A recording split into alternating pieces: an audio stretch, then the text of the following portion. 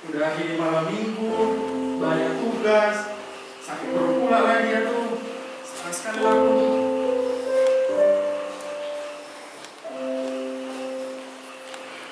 Halo Bang Jos. Ih, kok lemes sekali ya Bang? Abang kenapa? Sakit perut, gak tahu dari semalam udah sakit perut. Kayaknya karena kurang makan kayaknya. Oh, pantes lah. Tunggu. Ini kan hari Sabtu. Oh iya, ini tuh weekend. Biasanya anak-anak muda itu senang kali weekend, malam mingguan katanya. Tapi abang lemes. Itulah, kayaknya sakit perut kayak ini gimana mau bahagia sakit perut. Pantes lah. Oh, tunggu Bang, tunggu Bang. Aku ada obat untuk abang. Aku mau? Apa tuh? Mau? Mau dong. Oke, bentar aku ambilin dulu ya. Oke.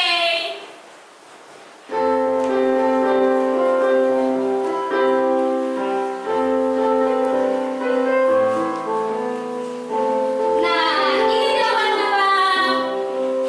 Aku bawa 2 obat nih. Nah, obat yang pertama itu obatnya sintetik, obat buatan. Enterostok mereknya. Yang kedua, aku bawa abang rebusan daun jagung. Abang mau yang mana nih antara yang 2 ini? Ini yang duanya obatnya. Iya, berkhasiat nih, ampuh. Kayaknya yang alami aja dah. Aku minum ya. Oke. Semangat. Iya, kalau abang minum obat ini bang, pasti sembuh sakit perutnya.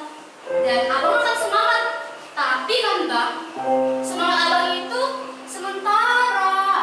Maksudnya sementara gimana? Sementara itu artinya jangka waktunya sebentar. Bisa jadi abang nggak semangat lagi karena tugasnya banyak atau karena sakit yang lain. Jadi semangatnya itu nggak bertahan lama. Ini kalau bertahan lama itu apa obatnya? Ini kan sementara loh. Itu yang mau kutawakan sama abang. Aku ada obat yang bisa membuat semangat abang semangat terus. Artinya dalam jangka waktu yang lama, terus menerus, permanen. Oh gitu. Hai semuanya. Hai. Cerita apa nih lagi serius nampaknya? Iya nih kak, Bang Joshua perutnya sakit. Oh ya? Nampak dong Mas Jos? Iya kak. Jadi aku kasih tuh kak obat. Obat apa tuh? Obat itu ini rebusan daun jambu. Oh, macam apa ya? Orang tua kita zaman dulu juga suka Iya makan itu. benar. Tapi kan kak, aku menawarkan juga obat yang bisa bikin semangatnya terus menerus. Oh itu mantap itu. Memang ada obat yang bikin semangat kita itu pokoknya bangkit terus menerus, nggak sebentar-sebentar. Emang ada obatnya kak? Ada. Memang udah kami udah. Kami tidak punya nih. Iya, udah merasakan. Caranya gimana? Aku mau tahu. Iya, Joshua mau tahu kan? Oke. Oke, jadi bukan aja Joshua seperti yang mau tahu, teman-teman yang ada di rumah pun mungkin saat ini banyak di antara kita yang sedang patah semangat, yang sedang down dan ingin semangatnya itu bangkit untuk terus menerus, bukan hanya untuk sebentar. Karena itu, tapi kita sabar dulu teman-teman kita yang di rumah ya. Selamat malam teman-teman semua di rumah. Halo semuanya.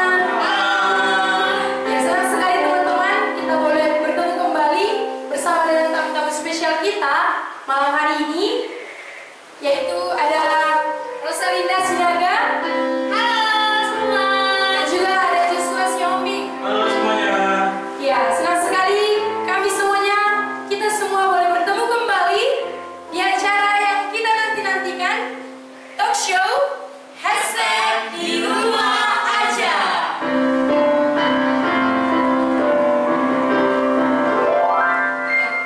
Langsung aja ya teman-teman, kita mulai. Kita akan bernyanyi bersama dulu dengan lagu kita Hati yang Gembira Adalah Obat.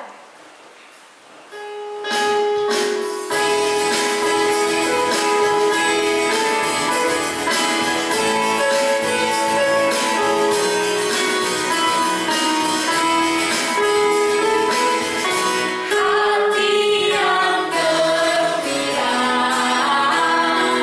adalah obat. Seperti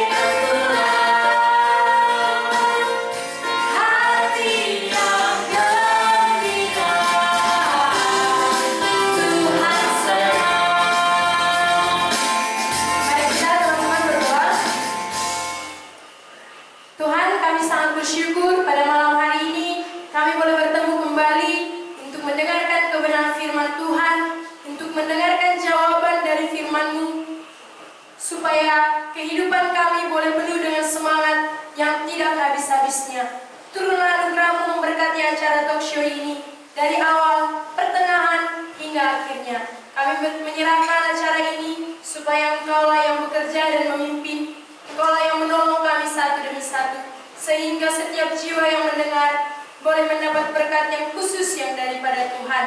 Terima kasih banyak Tuhan, dalam nama Engkau bersyukur dan berdoa. Amin. Oke, jadi Joshua tadi lagi sakit perutnya, gitu ya Jos? Iya Kak, sakit perut dari Sakit semalam. perutnya dari semalam, itu yang buat agak lemas dan semangat. By the way, mengenai topik kita malam hari ini kan masih ada semangat, gimana Jos jamnya? Kalau masih semangat, masih tapi nggak powerful, 20%. Gak full gitu ya, 100%. Jadi, kenapa nih? Apa sebenarnya biasanya yang buat Jos gak semangat? Banyak faktor sih Kak. Satu yang pertama itu masalah perkuliahan. Gimana? Dosennya belum menjelaskan tapi tugasnya udah ada. Wah, Kemudian tugasnya yang menumpuk. nunggu ya. Kemudian karena pandemi ini ya kita nggak bisa sosialisasi sama teman, jadi berdua, jadi kurang semangat gitu. Kalau semangat gak cuma teman gitu ya. Iya betul. Gak bebas seperti dulu lagi gitu ya. Iya.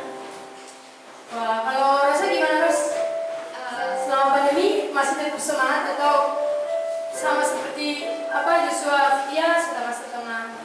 Masih semangat, cuman semangatnya itu mulai berkurang. Kira-kira 80%. 80%. Kenapa tuh? Ada banyak faktor, mungkin hampir sama dengan Bang Joshua, seperti tugas-tugas yang menumpuk, terus juga rindu dengan teman-teman yang lain, ingin bertemu secara kontak langsung, tapi dibatasi oleh jarak, jadi nggak bisa secara langsung bertemu, harus tetap social distancing. Dan juga karena di perkuliahan itu ada praktikum, dan ini pandemi, praktikum itu nggak berjalan dengan baik. Jadi kami praktikumnya secara online, hanya melihat video praktek secara online, dan itu sangat sulit untuk dimengerti. Jadi sangat sulit lah. Ada banyak hal yang mungkin mengurangi rasa semangat di dalam pandemi ini. Gitu ya. Jadi kalau biasanya di masa pandemi ini gak semangat ngapain aja Jos? Kalau aku sih jadi laginya ke YouTube nonton badminton gitu. Jadi mengurangi rasa jenuhnya dari situ Kak. Gitu. Gitu ya. Iya. Rosa?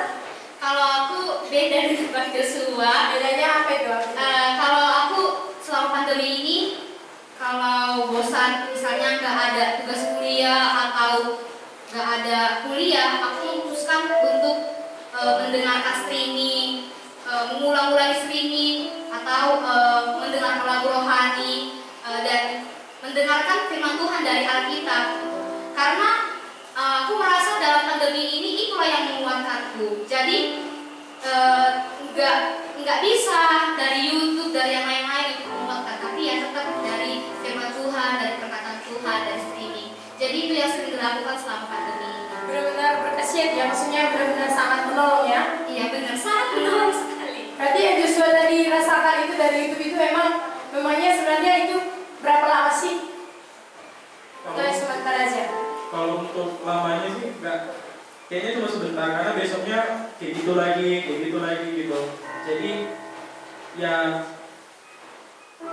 sementara gitu lah sembuh gitu. Ya sih memang aku melihat ya banyak orang-orang sekarang lagi down ya karena pandemi COVID-19 ini juga sih menjadi ya pemicu akhirnya ya ekonomi pun sulit, cari kerjanya sulit, yang mau kuliah pun sulit gitu. Apalagi kan aku kemarin dengar adik sambung ya sampai di jaringan di rumahnya karena di luar Pulau Sumatera dia akhirnya ya kewalahan untuk belajar karena jaringan di sana nggak seperti di sini gitu. Sampai akhirnya dosennya bilang ya itu bukan jadi alasan pindah ke Medan, cari kos di Medan. Akhirnya yang mendengarnya sih sebenarnya gimana kalau nggak ada ekonomi orang tuanya, pasti kan dia ya pupus lah semangatnya untuk dapatkan mata kuliah itu ya gitu memang. Gimana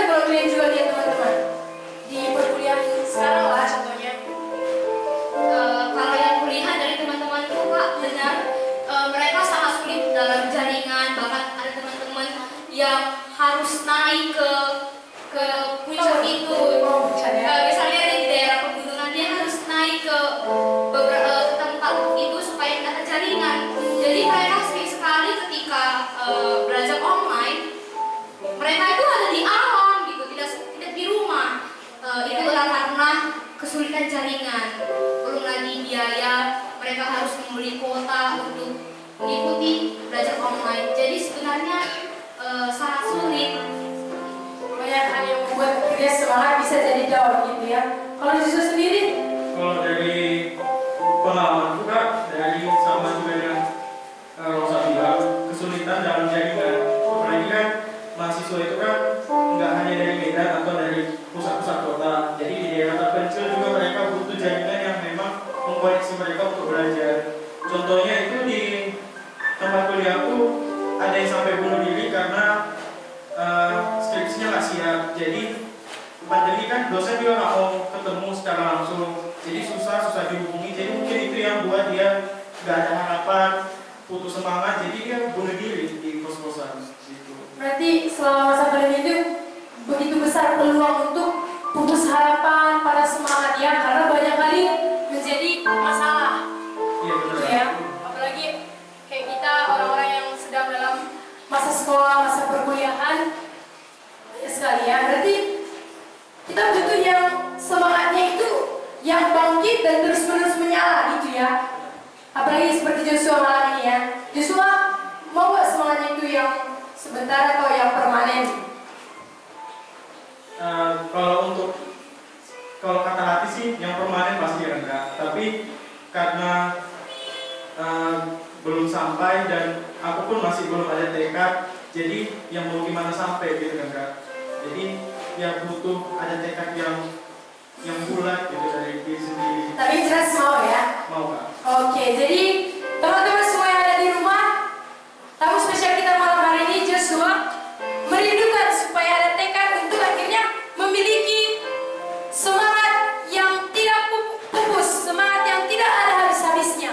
Mungkin teman-teman yang ada di rumah pun juga sedang mengalami banyak tantangan, banyak hal, faktor yang membuat down dan patah semangat. Sampai akhirnya ada yang bunuh diri seperti yang sudah diceritakan oleh tamu spesial kita malam hari ini. Tapi teman-teman, malam hari ini kita akan mendengarkan kabar baik. Sesungguhnya kita memiliki ada obat yang bisa membangkitkan semangat kita kembali. Bahkan semangat itu tidak akan berakhir, tapi permanen. Apakah obat itu? Malam inilah teman-teman, supaya teman-teman semua tidak lagi menjadi hilang harapan, hilang semangat, tapi tetap ada semangat. Langsung saja kita akan mendengarkan jawaban dari pertanyaan kita, apakah obat dari semangat hidup yang sesungguhnya. Mari kita sambut narasumber kita, Ibu Pendeta Liliana Sembiring. Kami persilakan. Selamat malam Bu. Silakan duduk Bu. Terima kasih. Ya, jadi Bu, ya kami sangat merindukan, kami sangat menginginkan obat yang bisa membangkitkan semangat, yang bisa menyembuhkan tulang yang kering karena patah semangat. Begitu ya. Iya Bu. Berarti sudah banyak yang tulang kering. Iya benar Bu, sudah banyak bahkan sudah ada obat. Ya baik, kita lihat dari Alkitab ya jawabannya. Dari Amsal pasal 17 ayat 22. Kita perhatikan, kita baca bersama-sama. Amsal pasal 17 ayat 22. Hati yang gembira adalah obat yang hancur, tetapi semangat yang patah mengeringkan tulang. Ada dua bagian, satu hati gembira, kedua semangat yang patah. Berarti kalau semangat patah itu membuat tulang-tulang kering. Penyebab semangat patah itu biasanya harapan yang tidak menjadi kenyataan. Ya. Ada harapan, tapi apa yang diharapkan tidak seperti kenyataannya. Contoh, ada orang mau cepat wisuda, tapi kenyataannya gagal karena COVID. Ada orang mau bekerja, tapi tidak tercapai karena nggak ada lowongan kerja. Ada orang mau berhasil secara cocok tanam, tapi harganya murah. Nah, tentu gagal. Nah, ini artinya apa? Harapan yang tidak tercapai atau harapan yang tidak sama dengan kenyataan membuat tulang menjadi kering. Ya, maka semangat patah ya. Tetapi semangat yang patah mengeringkan tulang. Kenapa banyak orang nggak ada semangatnya? Semangat patah itu sama dengan putus asa, ya, putus harapan. Sehingga kalau dia putus asa, putus harapan, dia gampang mau mengakhiri hidup. Dia gampang mau mati aja lah. Maka banyak orang muda juga mau cepat mati. Kenapa? Karena harapannya tidak tercapai. Seperti yang dia inginkan, pacarnya itu akan menjadi pasangannya. Rupanya pacarnya kawin duluan gitu. Nah, jadi harapannya gak jadi kenyataan sehingga putus cinta. Ada yang membuat mati, putus asa, putus harapan, ya. Semangatnya patah. Gak ada semangatnya, gak ada gairahnya untuk cari lagi yang lain gitu. Rasanya itulah satu-satunya yang bisa menjadi temannya. Jadi banyak hal yang terjadi sekarang di bumi ini, di tengah-tengah dunia ini, yang patah semangat, yang putus asa, tidak ada harapan oleh karena tidak mencapai sesuatu seperti yang dia inginkan. Jadi keinginan-keinginan manusia itu biasanya dipaksakan untuk sampai. Jadi beda dengan apa yang di dalam doa Tuhan Yesus. Tuhan Yesus berdoa waktu itu apa katanya ketika dia ditangkap lalu mau disalibkan, doa Tuhan Yesus di situ apa? Ya Bapa, kehendakmu lah yang terjadi, bukan kehendakku. Tapi manusia bukan demikian. Ya Bapa, kehendakku lah yang jadi. Begitu tidak terjadi, maka terjadilah putus asa, patah semangat, tulang menjadi kering. Nah, itu yang terjadi pada zaman kita ini. Apalagi seperti yang dialami oleh siswa, mahasiswa, pekerja, yang guru, semuanya mengalami semangat yang patah. Kenapa? Karena tidak sesuai dengan harapan-harapan. Ya, harapan-harapan dalam tahun 2020 mungkin sudah banyak ya, tapi semua gagal. Harapan yang diharapkan itu gagal, gak tercapai. Kenapa? Karena situasi dan keadaan. Nah, inilah penyebabnya mengapa terjadi patah semangat, ya, semangat patah mengeringkan tulang. Ya, itu dulu ya sementara. Jadi sebenarnya menjadi faktornya banyak, Ya. tapi kuncinya ini Bu yang menjadi seringkali disalahpahami oleh banyak orang. Ya. Pikir ya karena ekonomi nggak lancar sebenarnya saya nggak semangat. Ya karena nggak berhasil cocok tanam akhirnya usaha gagal atau keluarga berantakan akhirnya nggak semangat. Betul. Sebenarnya apa faktor lain, faktor-faktor yang mempengaruhi semangat dalam hidup manusia? Betul. Jadi tadi kenapa orang sering putus asa, putus harapan, tidak punya semangat? Karena banyak faktor ya. Memang kegagalan ekonomi, nggak berhasil, gagal dalam pendidikan, dalam pekerjaan, PHK dan sebagainya. Ini penyebab. Tetapi sebenarnya sumbernya ada. Sumber yang menyebabkan ini gitu. Nah, walaupun ini ada, kalau sumbernya sudah dibereskan, dia bisa menerima. Nah, apa sumbernya tadi? Kehendak Allah itu yang jadi. Itu sumber. Tapi kalau mau memaksakan kehendakku, ini yang sering membuat orang stres. Karena mau seperti keinginanku, gak seperti harapanku terjadi, aku putus asa. Maunya sama seperti yang aku inginkan, yang aku harapkan. Ya gak bisa karena bukan kita Tuhan. Nah, karena yang mengatur bumi kan Tuhan, ya, mengatur manusia adalah Tuhan. Jadi semua terjadi adalah atas otoritas Tuhan, kontrolnya Tuhan, pengaturan Tuhan. Bukan seperti semuanya jadi seperti yang kita harapkan. Jadi satu hal yang perlu kita mengerti bahwa kehendak Allah yang jadi.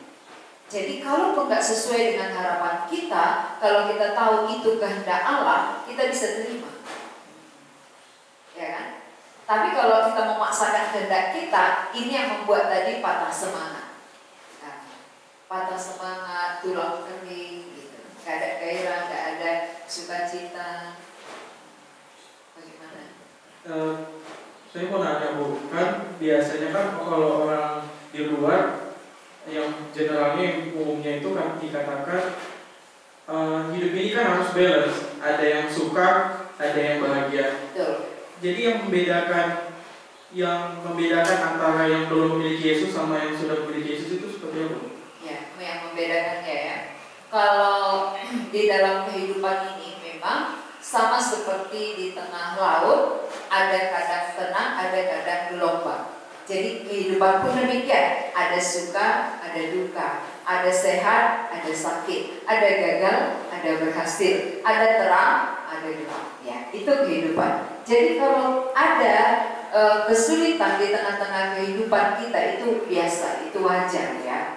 Lalu membedakan antara orang yang sudah memiliki Yesus dengan yang belum, ketika ada kesulitan, dia bisa menerima. Kalau yang belum, ketika ada kesulitan, itulah yang membuat dia patah semangat tadi.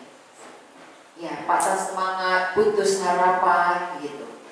Karena nggak sesuai dengan keinginannya, nggak jadi harapannya, membuat dia stres, ya, membuat dia langsung lupa diri, mau mengakhiri diri, gitu. Ya, seperti itu. Jadi membedakannya, yang ada Tuhan Yesus dalam dirinya, ada pun kesulitan, dia bisa kuat. Yang belum, ketika ada kesulitan, disitulah dia stres. Ya, itu perbedaannya. Jadi kesulitan sebenarnya orang percaya pun mengalami. Yang belum memiliki Yesus mengalami kesulitan. Yang sudah memiliki Yesus sama-sama memiliki kesulitan. Tapi menghadapinya yang berbeda. Seperti itu. Jadi Bu, tadi Ibu menyatakan bahwa memiliki Yesus itu yang membuat akhirnya berbeda ketika ada masalah. Jadi bagaimana hubungannya dengan hati yang gembira yang adalah obat? Apa hubungannya hati gembira dengan pribadi Yesus itu sendiri? Ya, apa hubungan hati gembira dengan pribadi Tuhan Yesus sendiri? Nah, semua manusia tentu memerlukan hati gembira. Makanya anak muda seringkali keluyuran, sering jalan-jalan ke mall, ya, camping, naik gunung dan sebagainya. Nah, apa yang dicari di situ? Hati yang gembira. Bagaimana supaya kumpul dengan teman-teman? Ulang tahun, makan-makan, gitu ya. Naik sepeda, rame-rame. Tujuannya bagaimana hati gembira. Tapi semuanya itu hanya semu, sementara. Katakanlah ulang tahun ya, nyanyi-nyanyi di situ, foto-foto. Selesai itu pulang, kembali lagi hilang ya gembiranya. Nah, kemudian jalan-jalan, pulang hilang lagi ya. Jadi saat itu aja gembiranya sebentar. Nah, tapi di sini hati yang gembira adalah obat yang manjur. Tentunya, bagaimana supaya kita mempunyai hati yang gembira itu manjur? Ya, manjur ini berarti dia kekal. Nah, ada pengaruh yang besar. Bukan seperti yang tadi jalan-jalan sebentar lalu senang ya, hilang lagi. Nah, hati yang gembira adalah obat yang manjur adalah ketika seseorang memiliki sumbernya. Ya, kalau sudah ada sumbernya, berarti sumbernya ada di dalam dirinya. Kemana saja dia bersama dengan sumber itu. Jadi mau di mana, mau bagaimana situasinya, Ya, tetap ada sumber. Tetap ada. Sehingga tetap merasakan cita gembira ya. Walaupun banyak tugas-tugas, ya kan? Walaupun labnya dari rumah, ya. Semua itu bisa kita jalani dengan gembira karena ada sumber. Kalau rasa sendiri gimana sih merasakan? Tadi kan kita udah bilang sama Joshua sama-sama kami udah punya obatnya Jos. Nah sekarang rasa sendirilah dulunya. Gimana sih rasanya bedanya yang dulu semangatnya yang dulu sebelum merasakan hati yang gembira yang sesungguhnya dengan yang sekarang? Ya, terima kasih Kak. Jadi yang kurasakan sangat terasa perbedaan yang obat hati yang gembira itu kumiliki sama yang sudah. Jadi kalau dulu sebelum obat itu kunikmati, obat itu kurasakan, kumiliki, gak ada pengharapan. Jadi ada banyak rencana, ada banyak hal yang kuinginkan, kuharapkan, ada banyak yang kupikirkan, tapi ketika itu gak terjadi, ketika itu gak kenyataan, itu menyakitkan. Bahkan kelihatannya gak ada solusi, gak ada jalan keluar, bahkan sampai di titik merasa Tuhan itu di mana ya? Kok kayak gak ada solusi dari yang kurasakan, gak ada pengharapan, hatiku gak enak, dan memang terasa sekali hati yang merah itu lemah, letih, lesu, gak ada semangat hidup karena merasa semuanya itu serba salah, bahkan hampir pernah mau mengakhiri hidup. Oh ya? Tapi bersyukur aku boleh belajar firman Tuhan. Akhirnya oleh pengenalan yang benar, obat hati yang gembira itu bisa kumiliki. Dan terasa sekali perbedaannya ketika ada masalah, ketika ada suka dan duka, ada respon yang berbeda. Kalau yang dulu merasa putus asa, merasa gak ada harapan, gak ada solusi, gak ada jalan keluar, tapi sekarang ketika ada masalah, ada duka, ada solusi yang kulihat, ada pengharapan yang jelas dalam Tuhan. Tuhan izinkan ada gelombang, ada suka dan duka, tapi ada respon yang berbeda dari yang dulu. Respon yang dulu, ya begitulah, bahkan sering menyalahkan Tuhan. Respon yang sekarang, bersyukur di dalam setiap situasi ada maksud Tuhan yang mau Tuhan sampaikan. Jadi semua orang mengalami suka dan duka, tapi yang membedakan bagaimana cara orang tersebut meresponi keadaannya. Tapi ketika obat hati yang gembira itu hadir, respon kita itu lebih bersyukur dan bisa merasakan proses Tuhan berikan. Wah, jadi kalau Pastor tadi bilang dia sempat membunuh diri, aku juga sama. Jadi aku itu 2 kali membunuh diri karena melihat gak ada harapan memang hidup ini. Kayak apa?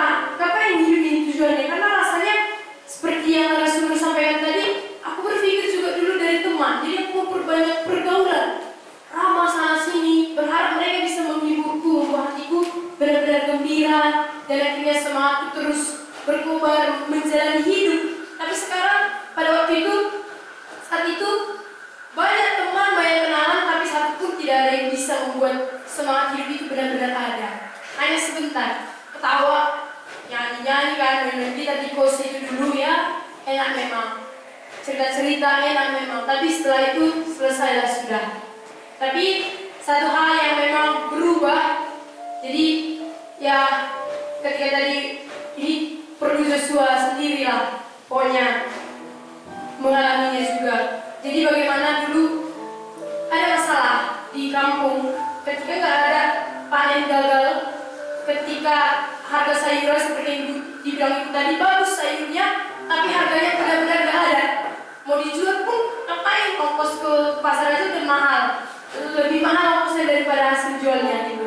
Akhirnya di situ satu hal yang menjadi pembeda, hati yang gembira yang membuat semangat yang tidak patah itu, ketika Kristus itu tadi seperti yang disampaikan, kumiliki, aku bisa tidak ikut khawatir. Ya mama, bapak udah sangat khawatir lah, sikit-sikit panen itu selalu diingat, berminggu-minggu berlama-lama, tapi aku beda, karena ada harapan memang, benar-benar ada harapan, karena sekalipun kurasa gak ada panen, tetap sukacita itu sudah ada sumbernya di dalam. Itu yang membuat situasinya pun berubah, sukacitanya tetap ada, terus mengalir, gak bisa disembunyikan lah gitu, gak bisa lagi ikut khawatir. Rasanya ngapain khawatir? Udah dapat yang besar, yang kekal, pokoknya ada banyak keuntungan yang didapat dalam Tuhan tadi. Jadi memang benar-benar nyata sih, hati yang gembira yang sesungguhnya itu berasal dari sumbernya tadi. Ya, jadi sumbernya itu ya kita harus tahu dengan jelas ya apa sebenarnya sumbernya. Jangan-jangan nanti kita pikir belum sejelas-jelasnya, akhirnya kita pikir ya ke toko sukacita, ke toko apa lagi gitu. Jadi langsung saja kita dengarkan kembali penjelasan lebih dalam tentang sumber kita. Ya, kita teruskan ya. Jadi pertama, bagaimana kita bisa mendapatkan obatnya? Tentu kita tahu dulu penyakitnya. Ya, kalau ini kan bagian apa ya, farmasi ya. Nah, kalau bagian farmasi itu ngerti ya, selidiki dulu sakit apa Bu, barulah dikasih resep. Nah, kita pun demikian. Bagaimana kita bisa memiliki obatnya? Tentu kita tahu sumber-sumber kenapa seseorang itu sakit ya. Dari ayat 22 tadi berkata, semangat yang patah mengeringkan tulang. Jadi, kenapa banyak penyakit terjadi? Ada 4 penyebab. 1, faktor kerohanian. Ketika kerohanian seseorang gak beres, pasti mempengaruhi kepada fisiknya. Kedua, pengaruh mental. Ketiga, sosial. Keempat, baru pola makan. Itu sangat mempengaruhi kesehatan. Jadi ketika kerohanian kita tidak beres atau hubungan kita dengan Tuhan tidak beres, pasti terganggu kepada kesehatan. Contohnya, seseorang yang menyimpan akar pahit, dendam, ya, pasti muncul penyakit bagian dalam. Ya, coba nanti bagian farmasi menyelidiki. Pasti seperti itu. Orang yang menyimpan akar pahit, ada rasa dendam, muncul penyakit bagian dalam. Jadi ini namanya faktor rohani ya. Ketika kerohanian seseorang gak beres, maka muncul sakit penyakit di dalam tubuh. Yang kedua, secara mental ya. Kalau orang terganggu mentalnya, misalnya perasaannya terganggu, ya, pikirannya terganggu, itu namanya apa? Kehendaknya terganggu, sering dia mengurung diri. Ini kan mental namanya ya. Kalau udah terganggu mentalnya, akhirnya malas makan, malas mandi, malas ngomongan dengan orang lain, ya, lebih lama di kamar mengurung diri. Itu sering ya. Pernah kalian alami seperti itu? Pernah. Nah, ini namanya sakit ya, sakit psikis ya, mental, jiwanya. Hanya belum sakit jiwa, tapi sudah mulai dia terganggu kejiwaannya, terganggu perasaannya, terganggu kehendaknya, terganggu pikirannya tadi ya. Nah, kalau ini terganggu akan membuat nafsu makan berkurang. Jadi nggak semangat. Ya. Kalau nafsu makan berkurang, pasti muncul penyakit mah. Ya, ya kan?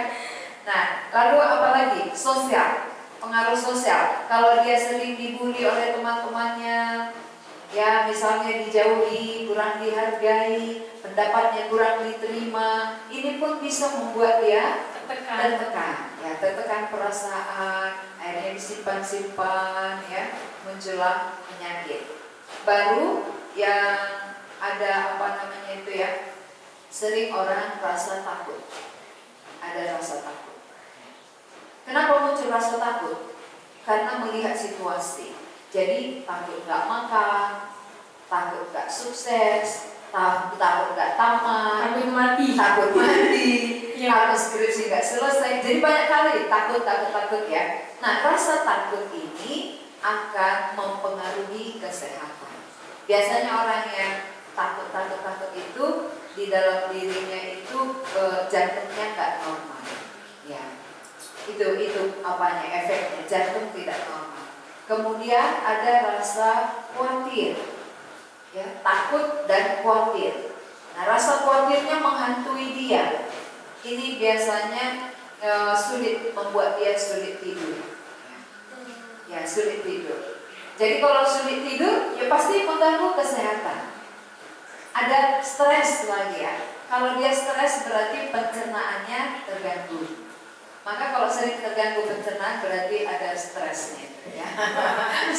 Stres ringan namanya, belum parah stresnya. Tapi masih bisa ada jalan keluarnya ketika kita tahu, oh ini rupanya yang membuat ya. Kalau kita berobat ke dokter, ketika kita misalnya terganggu pencernaan, yang dikasih apa? Seperti kalau orang sakit perut dikasih apa?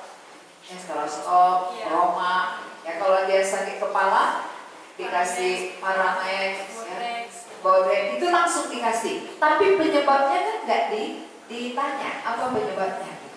Apa yang membuat dia sakit kepala? Apa yang membuat dia nggak bisa tidur? Nah, kalau kita tahu ini, apa yang menyebabkan? Tentu penyebabnya itu yang perlu diselesaikan. Nah, maka yang paling tinggi adalah pengaruh kerohanian. Itu 50%. Wow. Ya, kerohanian itu 50%. Maka dikatakan tadi dalam Amsal ini hati gembira adalah obat. Kenapa? Nggak mungkin orang gembira kalau dia tidak bersama dengan Tuhan, bersama dengan sumbernya. Nah, tapi kalau bersama dengan sumbernya, kerohaniannya bagus, pasti hatinya pasti gembira. Kalau hatinya gembira, penyakit-penyakitnya jauh ya. Nah, ketika hati kita gembira, imun tubuh kita naik. Tapi ketika patah semangat, imunnya mati. Ya, imunnya mati. Makanya orang yang khawatir, takut, ini imunnya lemah. Tapi orang yang gembira, imunnya naik, meningkat. Makanya perlu sering dengar firman Tuhan maksudnya. Karena itu yang membuat gembira ya. Ketika kita mendengar firman Tuhan lalu menikmatinya, ada pun rasa takut kan, firman Tuhan itu bisa menguatkan kita ya. Ada rasa khawatir, firman Tuhan itu bisa meluruskan kita, meneguhkan kita. Maka orang yang selalu menjaga persekutuan dengan Tuhan, menjaga hubungan dengan Tuhan, dia imun tubuhnya kuat gitu. Nah, hati gembira adalah obat. Semangat yang patah mengeringkan tulang. Jadi kalau kita terus patah semangat, ya pasti banyak bermacam-macam penyakit akan bermunculan, berdatangan. Karena imunnya mati. Nah, tapi kalau hatinya gembira, imunnya naik, kan dia datang virus sekolah, kan gitu ya. Karena semangat hidupnya tinggi, pengharapannya kepada Tuhan ya sangat besar. Tuhan yang ngatur semua gitu. Tapi gimana nanti ya, virus ini jangan-jangan aku kena ya. Mana tahu aku udah kena ini. Jadi sedikit aja udah kena ini. Gimana obatnya?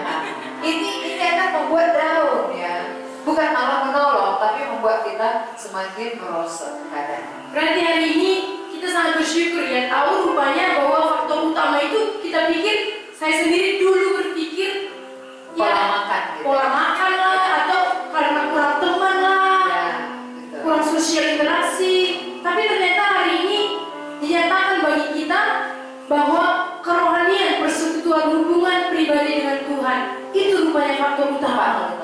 Karena itu yang 50%. Wow. Nah, kalau secara psikis itu 25%, sosial hanya 15%. Kalau pola makan 10%. Waduh, rupanya 10%-nya yang dipikir orang. Ini penentunya semangat. Betul. Ini penentu obatnya. Padahal kerohanian di atas ya. Ini yang paling tinggi kerohanian. Jadi itu paling penting. Bagaimana supaya kita bisa memiliki hati yang gembira. Kalau kerohanian bagus, hati gembira. Kalau hati gembira pasti maju kan, obatnya maju. Bisa menolak banyak penyakit. Akhirnya semangat hidup pun ya terus semakin tinggi. Semakin tinggi. Wah, gimana Jos mendengarnya ini? Selama ini berpikirnya apa sih yang paling membuat kesehatan tubuh itu apa? Terjaga, kuat, imun? Kalau dari aku khawatir akan masa depan, khawatir gak dapat kerja. Ya, aku kira itu penentunya. Rupanya selain penjelasan tadi, kerohanian yang memang akarnya aku.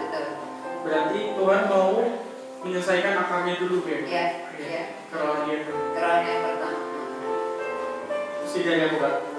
Jadi gimana Bu tadi kan sehubungan dengan persekutuan dengan Tuhan. Betul. Bagaimana maksudnya persekutuan? Apakah semua yang sudah ke gereja itu benar-benar sudah memiliki persekutuan? Atau seperti apa yang dimaksud persekutuan yang akhirnya membuat hati yang gembira tadi? Mari kita baca bandingkan dengan Filipi pasal yang keempat. Filipi pasal yang keempat ayat 4. Firman Tuhan mengatakan, bersukacitalah senantiasa dalam Tuhan. Sekali lagi kukatakan, bersukacitalah. Ini yang menuliskan ini adalah seorang Rasul Paulus yang berada di penjara. Kalau orang yang berada di penjara, biasanya kata-katanya itu pasti kasihanilah aku, doakanlah aku, perhatikanlah aku, antarlah makananku, gitu ya. Tapi ini justru dia katakan apa? Bersukacitalah senantiasa. Kenapa seorang tahanan bisa menulis surat dengan nasihat bersukacita? Karena sumber sukacitanya bukan kesenangan dunia. Sumber sukacitanya bukan ke semuanya beres. Bukan kebebasannya dari penjara, bukan itu. Tapi di dalam Tuhan. Ini kuncinya. Di mana Paulus bahagia, di mana dia gembira, di mana dia sukacita? Di dalam Tuhan. Maka di penjara sekalipun dia tetap bersukacita karena bersama dengan Tuhan. Ya. Jadi di kampus pun kita, bersama teman pun kita, lulus pun kita, ya, dapat pekerjaan pun, kalau di luar Tuhan tidak akan mendapat sukacita. Ya, karena ini dikatakan senantiasa. Senantiasa itu berarti tidak dipengaruhi oleh situasi dan keadaan. Senantiasa berarti situasi sulit, gembira. Situasi berhasil, gembira. Situasi ada teman, gembira. Situasi sendiri, gembira. Itulah senantiasa. Kalau di penjara kan nggak rame-rame. Nggak mungkin rame-rame di situ. Tapi karena ada Tuhan, itulah sumber gembira dia. Tuhan sumber gembiraku. Kan ada lagu sekolah minggu itu ya. Ada mau ditanya, Joshua? Mau nanya Bu, kalau katanya bersukacitalah senantiasa, berarti sukacitanya nggak tergantung kondisi dan situasi. Iya. Jadi kalau Tuhan inginkan kita bersukacita senantiasa, kalau penderitaan itu bukan berasal dari Tuhan, gitu Bu. Iya.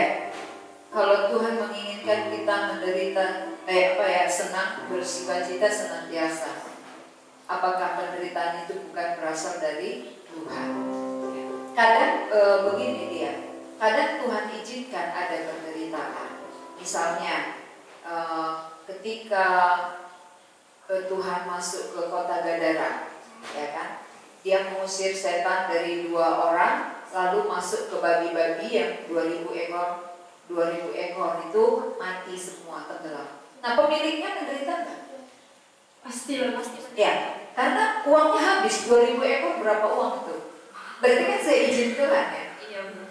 Jadi penderitaan kadang-kadang seizin Tuhan. Kenapa? Karena ada yang mau dicapainya lewat penderitaan itu. Supaya pemilik babi itu tahu jiwa orang berdosa itu lebih mahal daripada harta. Kalau tadi gak dibuatnya menderita mereka, gak mati babinya, dia gak terpikir bahwa dia mahal. Nah, jadi sekarang kalau begitu COVID ini apakah diizinkan Tuhan? Gitu ya. Karena lewat COVID lah kita gak bebas kuliah, gak bebas kesana kemari gitu. Ya, diizinkan Tuhan. Diizinkan karena ada yang dia mau capai. Di balik penderitaan ada yang Tuhan mau capai. Bukan berarti kalau penderitaan itu tujuannya semua untuk membuat kita jauh dari Dia, membuat kita semakin menderita, tertekan, enggak. Justru lewat penderitaan ini atau lewat COVID ini banyak orang yang bertemu dengan Tuhan karena banyak waktunya baca Alkitab. Ya, banyak waktunya baca Alkitab, merenung, akhirnya sampai kepada iman. Tadi waktu kuliah dia nggak ada waktu, sibuk terus gitu, nggak ada kesempatan. Nah, ini banyak waktu bisa merenung, bisa mendengar perkataan Tuhan dan sampai kepada iman.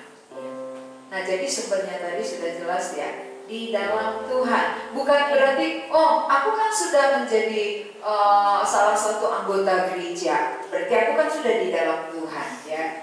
Nah, semua orang kalau sudah masuk ke gereja memang anggota, tapi bukan berarti otomatis di dalam Tuhan. Itu di dalam gereja namanya. Ya, beda di dalam gereja dengan di dalam Tuhan. Bagaimana perbedaannya? Perbedaannya begini. Ini sudah ada air minum, ya, disediakan untuk semua orang. Tapi nggak otomatis saya sudah lega, nggak haus lagi. Walaupun ini ada. Jadi bagaimana saya lega dengan adanya air minum? Saya harus ambil, saya harus minum. Nah, berarti Tuhan memang sudah hadir di dunia. Tuhan Yesus memang sudah ada. Tapi siapa yang menerima di dalam hidupnya, dia sudah berada di dalam Tuhan. Siapa yang belum menerima, berarti dia masih di luar Tuhan. Jadi bukan otomatis, oh saya sudah di gereja, berarti sudah di dalam Tuhan. Nah, buktinya, faktanya, kan kita bisa lihat ya. Faktanya, kenapa dikatakan kalau sudah di dalam bukan otomatis di dalam Tuhan? Faktanya ketika ada kesulitan, ada masalah, terlihat di situ putus harapan, patah semangat. Nah, bedanya juga contohnya ya, mobil yang tidak ada mesin dengan yang ada mesin, ketika masuk turunan itu nggak bisa dibedakan. Tapi ketika naik gunung ini bisa dibedakan. Karena yang punya mesin dia bisa naik, yang nggak punya nggak bisa. Maka ada gunanya juga ya kesulitan supaya melihat perbedaan mana di dalam Tuhan, mana yang di luar Tuhan. Jadi sangat jelas ya perbedaan tadi, rupanya nggak secara otomatis ya semua yang udah Kristen KTP-nya itu sudah dalam Tuhan, tapi harus yang menerima Kristus secara pribadi. Tadi ada pertanyaan dari teman-teman di rumah, mungkin ini menjadi kesimpulan juga bagi kita. Pertanyaannya, dia mendapat kepastian. Apakah benar orang yang sudah menerima pribadi Kristus itu benar-benar sukacitanya terjamin? Ini ya pertanyaan tadi, saudara-saudara, teman-teman yang ada di rumah. Ya, terima kasih untuk pertanyaannya. Orang yang telah menerima Tuhan Yesus itu sudah ada sukacita permanen namanya. Jadi sukacita permanen itu berarti sekali diterima akan tetap ada sampai selamanya. Lalu kenapa orang yang sudah menerima Tuhan Yesus kok pernah juga cemberut mukanya? Kayak gitu ya. Orang kan lihat, ya kok orang udah terima Tuhan Yesus katanya gembira terus senantiasa, tapi kok pernah cemberut? Ya gitu. Nah, orang yang sudah menerima Tuhan Yesus dia cemberut, berarti dia tidak memakaikan firman Tuhan. Kalau enggak sudah ada, sumbernya sudah ada, ya kekuatan itu ada, tapi dia enggak pakaikan. Nah, kita memiliki payung. Kenapa basah? Karena enggak dipakai. Gitu. Iya. Berarti dia tetap sudah memiliki Tuhan. Dia sudah memiliki Tuhan. Hanya dia memakaikan. Betul. Nah, maka orang yang memakaikannya akan senantiasa bersukacita. Karena sumbernya sudah ada pada dia. Berarti kalau ini tema talkshow kita malam hari ini masih ada semangat, tentu jawabannya masih ada. Karena ada sumber sukacita. Maka milikilah sumbernya tadi supaya semangat itu tidak patah. Ya, maka semangat hidup ada oleh karena hati yang gembira. Hati gembira itu adalah obat untuk semua jenis penyakit. Kanker pun bisa sembuh. Wah. Iya benar. Ya, termasuk kantong kering bisa sembuh. Jadi sungguh ini yang diperlukan sebenarnya oleh setiap orang. Joshua dan kita semua dan semua teman-teman yang ada di rumah, kini kita sudah mengetahui jawabannya. Hati yang gembira adalah obatnya. Kita memiliki semangat hidup ke depan, tidak akan patah semangat. Dan hati yang gembira itu hanya ada dalam satu pribadi. Itulah sumber sukacita yang sejati, Yesus Kristus Tuhan namanya. Apakah teman-teman sudah memilikinya? Inilah saatnya. Dan kita akan tiba di akhir acara kita. Biarlah firman ini boleh kita renungkan bersama. Mari kita akan menutupnya dengan doa bersama yang akan dipimpin oleh narasumber kita. Mari kita berdoa. Kami bersyukur kepadamu Tuhan untuk acara talkshow kami malam hari ini. Tuhan sudah hadir memberkati kami sehingga kami mengerti bahwa hati yang gembira adalah obat. Karena setiap manusia yang semangatnya patah akan membuat muncul berbagai-bagai penyakit. Tetapi ketika memiliki sumber sukacita itulah Tuhan Yesus, maka kami memiliki hati yang gembira dan membuat kami bisa sehat secara jasmani. Kerohanian kami sangat mempengaruhi jasmani kami. Ketika hubungan kami baik dengan Tuhanlah membuat hati kami tetap gembira dan imun tubuh kami akan semakin naik. Dan kami bersyukur buat firman-Mu ini semua saudara-saudara kami, teman-teman kami yang saat ini mempunyai semangat yang sudah patah oleh karena harapan-harapan mereka tidak tercapai. Tolonglah mereka supaya mereka tahu jawabannya, apa yang mereka perlukan, apa yang mereka butuhkan di tengah-tengah semangat yang patah itu, yaitu sumber sukacita Yesus Kristus. Ketika mereka memilikinya, maka mereka akan bergembira. Terima kasih Tuhan, di dalam nama Yesus kami berdoa. Amin. Ya. Teman-teman semuanya, berakhir sudah acara talk show kita pada malam